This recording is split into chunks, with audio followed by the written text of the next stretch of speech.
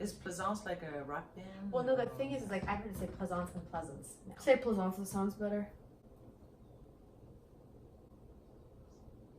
Only I'd Becky say- is the one who said yeah. Pleasance. Pleasance. Everybody else says Plaisance. I don't want to say it wrong. Pleasance. Well, I'll blame you.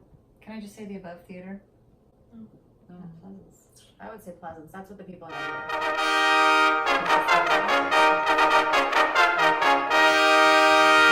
Bloody Americans. Hi, we're the cast of Drowning. And we're so excited to be bringing this true crime story featuring an all-female cast to the 2019 Edinburgh Fringe Festival.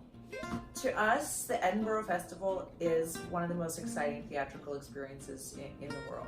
And Absolutely. we are thrilled to be able to participate. We're going to be putting the show up every single day of the festival, I think with one day off, right? One day. One day of seeing other shows, because that's part of the joy for us, is participating in this creative theatrical experience with the other creatives from around the world. And it's a privilege to us and an honor to be able to participate. Have any of you guys ever performed at the Edinburgh Fringe Festival? I've attended the Edinburgh Fringe Festival, loved it. Nope. We've been there. Yeah. though. And I've attended the Los Angeles Fringe Festival, but this is all of our first time performing at the Edinburgh Fringe Festival. Question, ladies. What is the worst rumor you've heard about playing at the Edinburgh Fringe Festival? I've actually heard they shut down shows that go over time. I've heard about this. I've seen it happen, actually. Yeah. Angry people. They leave. Lights on. People out. Actors mad. Not good. Not Bad. fun. Bad.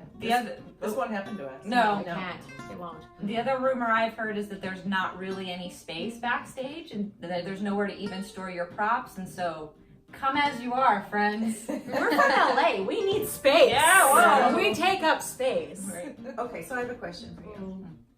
Drowning the Play is based on the story of 4 nurses in Austria who committed notorious crimes. A question's been asked about why we feel this story is important for people in the UK and specifically Edinburgh to hear. Oh, I'm going to take that one if I can. I don't think it's just a show for Edinburgh or UK. I think it's a show for everybody, for mankind, because this show is about mankind and our fascination with death and murder and everything in between there. And this show really, allows us to explore and get under the skin of all those little cracks and crevices and show light on those places that maybe we're scared to explore or question or that are faux pas are written about. So this show allows you as the audience and us as the actors to go to those places together, and I think that's what's breathtaking and terrifying about every moment of this show. So, guys, what do you think is really important about this show? I think while researching it and being part of this whole process, it really has made me question mortality. It's made me question what do I think about what is a murderer, what is murdering, like the deepest human questions that we ask. Who are we? Where do we come from? Where are we going? And I think this explores that very deeply in a really amazing way. Okay, so let's talk about the nurses. Favorite part. Right? The story is viewed as a mercy killing story, but we know that a lot of the patients were not terminally ill, and the method of extermination, I'll say, is not necessarily a merciful way. So let's talk about the motives. How do we respond to questions about what our motives were? Was there a collective motive? Right. What are our individual motives? And how do we feel about judging that? I love that, I don't think that there was one motive for any one particular of these nurses, and I think that's where people kind of get wrapped up in. They want to have a reason why these things happen, one reason, something solid they can put into a box, wrap up, and then it's easy for us to then process and put into left or right, black or white spaces, and that's not what the entire story is about. There's more to a story than that, and Humans evolve. correct, and morph and change, which you will see happen throughout the story with the nurses. It can start in one place, and by the end of the show, it's a completely different ending or story for them. But what's really interesting for me in this entire story is 4 nurses don't walk into a hospital together as serial killers. It's not a bad bar joke. So where did that conversation happen of, hey, Sarah, Yeah. you want to commit murder with me today? Well, also the new normal is the thing is that when people get put in situations, we can look at icons. When people stop telling you no, when you have no rules, when what we think is bad or wrong stops being bad or wrong in their life. Right. So, motive to them, that's their normal, not our normal. Great, good points. Well done. Yeah.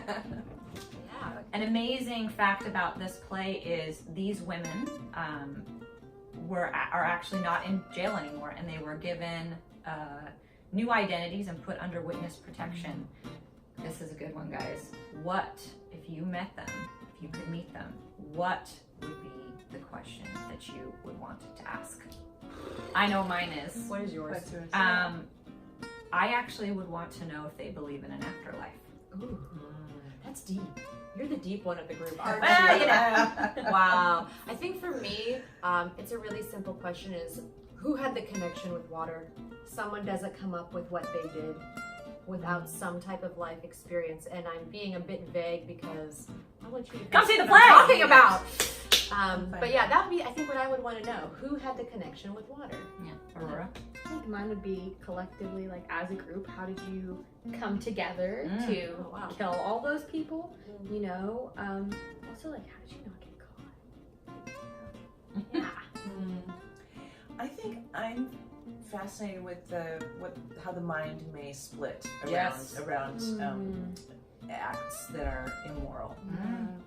Whether it's a famous ex-football player, in the United States, wherever it is, I'm always curious if there really is a point where the brain kind of Justifies it. itself, The or animal has a brain. traumatic experience where like you detach from that having full responsibility, contained in your soul somewhere. So I suppose my question would be around her sense of whether it was really her doing it at this point in retrospect. Like if she feels it was almost another lifetime for herself, or Another what her person. level is of connection That is to the interesting. act. A lot of, in researching the show, as we all have, a lot of serial killers will have that belief that there are 2 identities. So that's a wonderful question. Thank you guys so much for joining us for this interview. We can't wait to see you at the play. We will be with Pleasance at the Above Theater every day except August 13th. August 13th at 2:30. 2:30. You can follow us on social media on Instagram at Drowning the Play, and on Twitter At Drowning Play. Know the. And we can't wait to see you there. And also, we want to Big thank shout out. Big to shout out. the EFC. Thank you. And you can go on there and find some more awesome interviews and all that good jazz. At the Fringe. And we'll see you at the Fringe. Can't wait, guys. Thank you. Bye.